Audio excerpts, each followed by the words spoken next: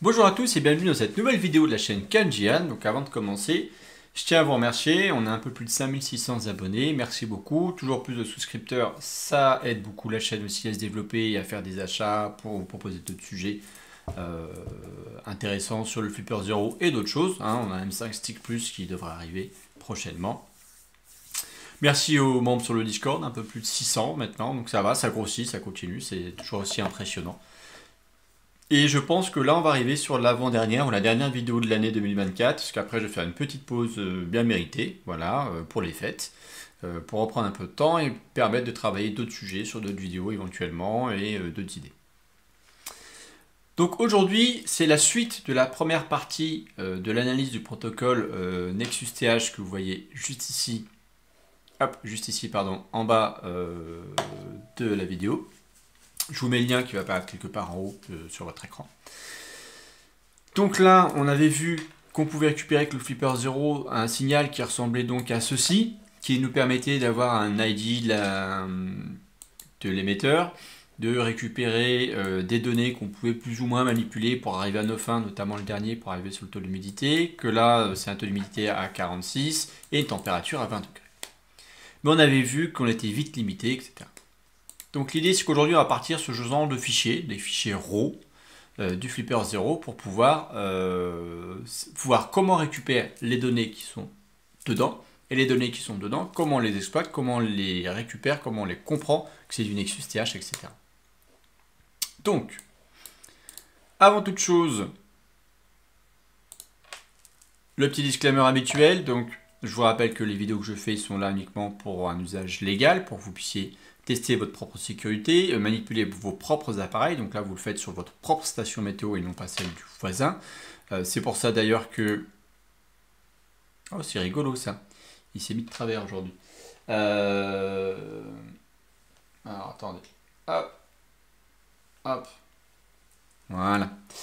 Que par exemple, ici, j'ai ma propre station météo dans mon bureau qui me permet de faire cette vidéo et de tester avec vous. D'accord ? Donc, uniquement dans ces buts-là, et je me décharge de toute responsabilité si jamais vous faisiez des actions mauvaises avec ce que je vous présente. Donc, sur la première vidéo, je n'avais que celui-ci ou que celui-là d'allumer en même temps, d'accord? Aujourd'hui, on va avoir donc ici l'émetteur qui émet en 433-92 MHz le signal qui est intercepté par le Flipper Zero, et ici la station météo qui va récupérer le signal. Donc là actuellement il fait 20,2 degrés et 40% d'humidité. Donc il y a une petite différence entre les deux, mais en même temps il y en a un qui est peut-être collé au Flipper Zero qui lui donne un petit peu chaud. Donc dans le Flipper Zero, pour lire l'information, on va dans sub-gigahertz, on fait read et on attend au maximum une minute, parce que le Nexus TH sur cette sonde aussi également, le protocole veut qu'on émet à peu près toutes les minutes un signal pour tenir à jour la station météo, pour lui dire quelle température on a et quel taux d'humidité on a. Ça a été assez rapide, donc ça c'est cool. Donc là on arrive, on est channel 1, on a 36 bits de données, on a les données qui sont là, donc on avait vu la dernière fois comment on peut les exploiter, on a 20 degrés 2 et 41% d'humidité. Et si je regarde à ma gauche sur la vidéo, 20.2, 40% d'humidité, 41, il y a des petits arrondis qui sont faits ici et là. Ce qu'on va faire, c'est qu'on va le sauvegarder sous un autre nom. Donc je vais mettre un VI pour vidéo underscore R. Tac. Voilà. Je vais sauvegarder. On verra après comment récupérer le fichier, mais commencer à avoir un peu l'habitude. Donc on va sortir de là. Et maintenant on va faire un read raw. Donc je vais faire enregistrer. Donc là c'est là où je meuble un petit peu, parce qu'il faut attendre une minute entre les deux signaux. Mais ça va arriver d'ici quelques poignées de dizaines de secondes. Vous remarquerez, petit rappel, vous avez une ligne en pointillé RSSI. Non, ce n'est pas ma profession, même si ça me fait toujours un petit peu rire. Ah voilà, le signal est arrivé. En fait, c'est que j'ai rendu le flipper moins sensible aux signaux perturbateurs qu'on peut avoir alentour. Et vous remarquerez ici, je l'ai laissé en antenne interne et non pas externe pour justement être sûr de capter uniquement ma station météo et non pas la station météo de mes voisins, qui sont sur un autre protocole, ça serait rigolo de regarder. Alors, on pourra juste essayer de comprendre comment ça fonctionne et non pas comment dire, essayer de le décortiquer, de le renvoyer, hein, parce que c'est pas ma station. Donc ici, je vais l'appeler VI underscore U pour unreadable. Voilà. Et je fais save. Parfait. Donc là, tout est save. Donc, on revient, on revient, on revient. Maintenant, j'ai juste à aller récupérer mes fichiers vidéo. Donc j'ai les deux. Donc là, je me VI download. Hop. Et ensuite ici, j'ai le download du U. Parfait. Donc je vais pouvoir masquer ça. Je vais pouvoir débrancher aussi mon flipper 0 parce qu'on n'en a plus besoin. Et brancher ma caméra secondaire qui n'est jamais que mon téléphone qui commence à avoir faim. Donc ça, normalement, on n'en a plus besoin. Donc, on reprend les deux fichiers VI que je vais déplacer ici et on va les regarder un petit peu plus en détail. Donc le R, c'est celui qui est lisible. Donc je rappelle qu'on avait 41 d'humidité et 20 en température. Donc ce qui est bien marqué là. Donc ici, on a bien le 20.2 et le 41, 40% d'humidité. Il y en a un des deux qui a fait un arrondi quelque part. Bon, il y a des latitudes, longitudes, ça sert à rien parce que il n'a pas de puce GPS, donc il est incapable de les donner. On a l'identifiant du capteur. Il faut savoir que ce capteur-là, à chaque fois qu'on change la batterie, il change d'identifiant. Sur la vidéo d'avant, c'est exactement le même capteur. Les ADI sont strictement différents. Là, c'est le même hein, depuis quelques temps. Que j'ai la série de tests de vidéos avant le record de vidéo. Donc, je n'ai pas enlevé les piles et ni remis les piles. Et on a le channel qui est là. Donc ça, c'est la version lisible qu'on a déjà vu dans la première partie. Maintenant, nous, ce qui va nous intéresser, puisqu'on a vu dans la première partie, c'est que modifier l'humidité, c'était simple. Après, aller modifier d'autres informations, ça devenait un peu plus compliqué. Donc voilà à quoi ressemble un fichier RAW quand on le reçoit. Donc c'est un tas de fatras, voilà, d'informations. Donc on a ici une donnée et ici on va avoir, oups, faut que je fasse ça parce que là ça va tout casser. Ici on a le temps d'émission de la donnée. Donc en microsecondes. Là, ça fait à peu près 14 254 microsecondes pour émettre cet élément-là, et ainsi de suite, et ainsi de suite. Et ça va marcher par couple. D'accord? Vous allez avoir des couples de valeurs, et ces couples de valeurs vont être utiles pour nous retrouver les bits que l'on cherche dedans. On va arriver à la partie intéressante du sujet. En effet, là-dedans, c'est mignon, mais comment on va retrouver toutes nos données qui font partie du protocole Nexus et qui vont nous permettre de dire c'est le Nexus, c'est la température, c'est l'humidité, et dans une partie 3 qu'on fera plus tard, vous verrez prochainement, comment on peut éventuellement les renvoyer. Donc là, on va partir sur le GitHub de Aquaticus, qui avait fait un très bon travail, on avait regardé déjà dans la première vidéo. Donc il revient sur en effet que les sensors, on voit à peu près toutes les minutes. Hein. Ce qui est important pour nous aujourd'hui, c'est que ça va être des frames. Donc les données seront envoyées toujours par paquet de 36 bits. Qu'il n'y a pas de somme de contrôle, il n'y a pas de checksum. C'est-à-dire que il n'y a aucun contrôle d'altération de la donnée. Donc si par exemple je chope les 8 derniers bits d'humidité, je les remplace pour mettre 99% d'humidité, ça marche. Et donc les 36 bits sont décomposés ainsi. On va avoir 8 bits pour l'ID, 1 bit pour la batterie, 1 bit qui sera toujours à 0, 2 bits pour l'ID du channel, 12 bits pour stocker la température, 4 bits toujours à 1, ça c'est très important, vous allez voir après pourquoi, et 8 bits qui vont être pour l'humidité. Donc, il y a encore une autre chose très importante qu'on apprend sur plusieurs choses qu'on apprend sur ce GitHub. Notamment que les paquets de 36 bits, parce que là le problème c'est que si je reprends, il est où? Ici. Là vous me dites d'accord, mais il faut trouver des paquets de 36 bits là-dedans. Comment je sais? Comment je fais mes paquets de 36? Je pars du début et j'en prends 36. Alors je vous le dis tout de suite, hein, si vous faites ça les 36 premiers, c'est pas bon. Là je vois déjà la première valeur, elle n'a rien à voir avec la choucroute. Donc non, c'est pas bon. Si vous faites ça comme ça, ce n'est pas bon. Et en fait, ce qui est dit dans le GitHub, c'est que il y a une pause de 4000 microsecondes entre chaque paquet de 36 bits. C'est-à-dire que ici, on va chercher le premier 4000. Ah, il n'y en a pas. Alors, tout à l'heure, j'avais un 4000, c'était mieux. Un 3974, voilà, une valeur approchante. Donc là, on a la première valeur qui va nous dire, OK, entre là, donc je vais prendre un gros morceau ici, je vais le déposer là. Ce que je vais faire, c'est que je vais faire un rechercher remplacer. Donc, alors, rechercher remplacer sur Notepad++ avec des expressions régulières. Je vous montre juste les expressions. Sur la première ligne, je cherche les nombres négatifs, d'accord, avec un espace avant et un espace après. Je le remplace par lui-même, donc l'espace avant, le nombre négatif, l'espace après, et un saut de ligne. Ça va me permettre ici de faire remplacer tout et d'avoir tout correctement sur mes différentes lignes. Alors attends, c'est pas celui-là, c'est celui-là. Voilà. Donc là, on a ici notre premier paquet qui arrive à peu près 4000 microsecondes. Il suffit d'en trouver un autre.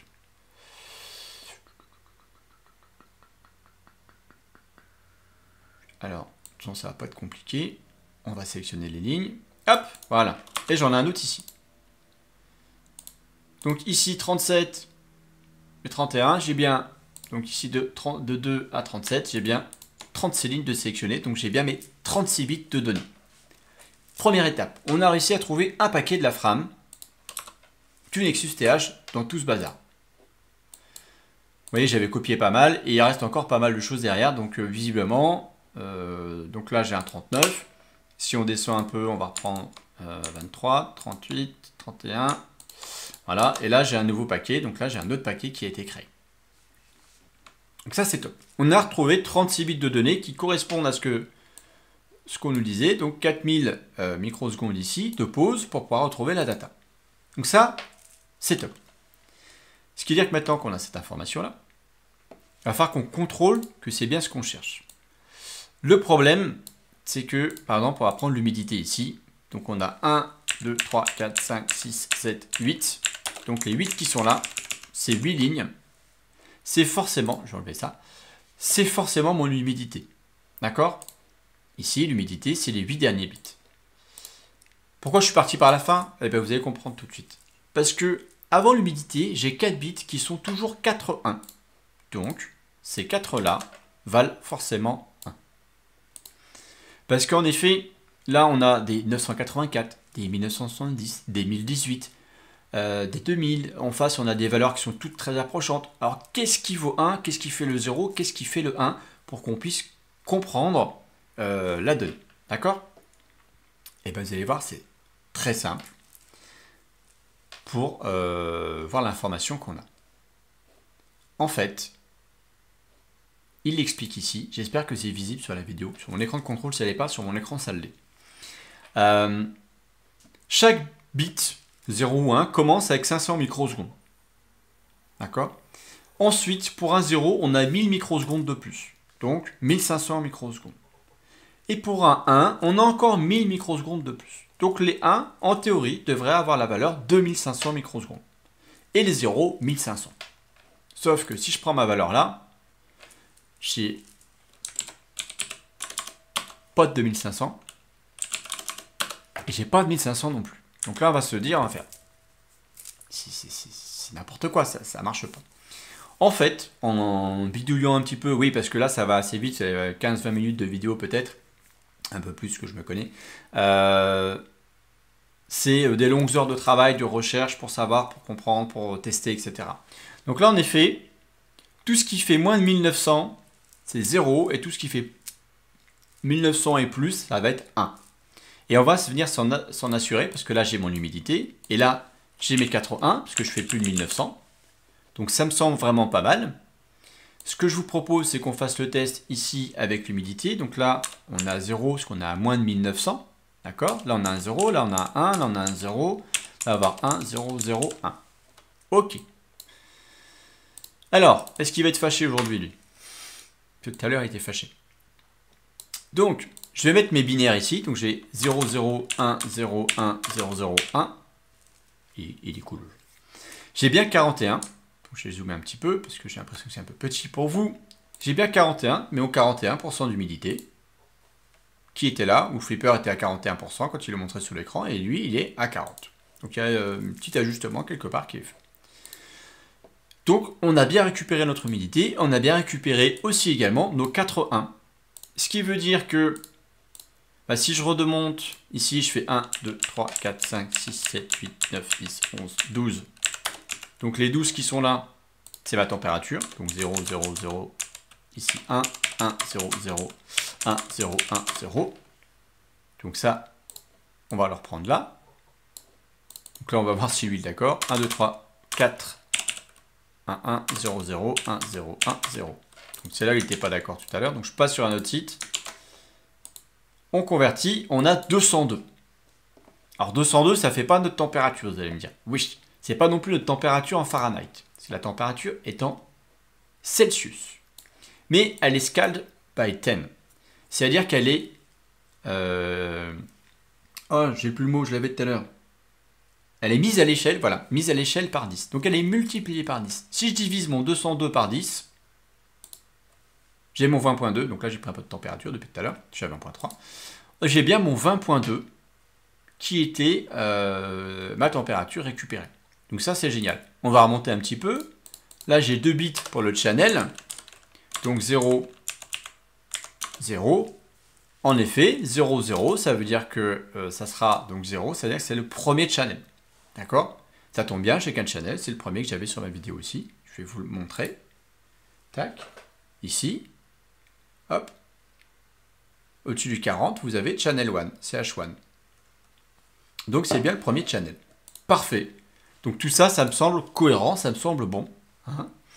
Après, on a un bit à 0, donc moins de 1900, donc c'est cohérent. Après, j'ai un bit pour la batterie, donc là qui vaut 1, pour dire que la batterie est OK, donc ça va, elle fonctionne super bien. Et après ici, j'ai les bits de l'ID, donc là j'ai 0, 1, 0, 0, 1, 0, 0. Alors si je mets des 2, ça ne va pas aller, c'est ce qu'on appelle le cauchemar du binaire. Voilà. Et donc là, on va les reprendre ici, donc 0, 1, 0, 0, 1, 0, 0, 1. On a 73, et oh magie, c'était bien l'identifiant qu'on avait. Donc ça, c'est super. On a bien réussi à récupérer notre identifiant. Et ça, top ici. Donc voilà. Donc là, on est capable de récupérer les données dans la frame. Alors, c'est vrai que c'est un peu compliqué, c'est un peu galère. Il y en a un peu dans tous les sens. Donc ce qu'on va faire... alors, attendez, c'était ça, ça, ça, ça... ça, voilà. Ok. Donc, j'étais sympa. Je vous ai fait un bout de code. Donc, en Python.